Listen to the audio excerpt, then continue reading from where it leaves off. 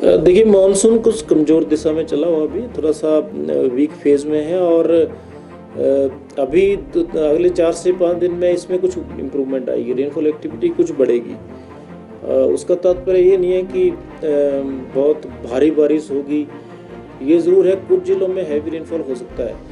और heavy rainfall से तात्पर्य है कि अगर ज़िले की हम बात करते हैं तो उस ज़िले में, पूरे ज़िले में इस तरह से नहीं होता है, क्योंकि जब भी हम अलर्ट्स को देते हैं, अगर मान लीजिए ऑरेंज अलर्ट है, येलो अलर्ट है, तो उस ज़िले का कुछ हिस्सा, जैसे हम आइसोलेटेड बोलते हैं, तो वो एक हमारी टर्मिनोलॉजी है, तो कुछ 25% एरिया में चांसेस हैं। तो इस तरह से आइसोलेटेड प्लेसेस पे हैवी रेनफॉल भी हो सकता है। लेकिन जैसे मैंने कहा कि पिछले कुछ दिनों से मानसून आने के बाद मानसून कुछ कमज़ोर था। उसका मुख्य कारण बे ऑफ बंगाल में मानसून का कमज़ोर होना रहा।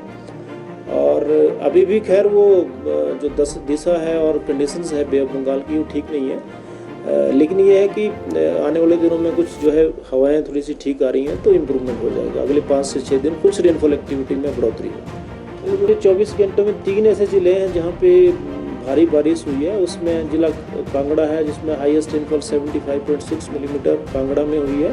बिलासपुर में 65 मिलीमीटर हुई है।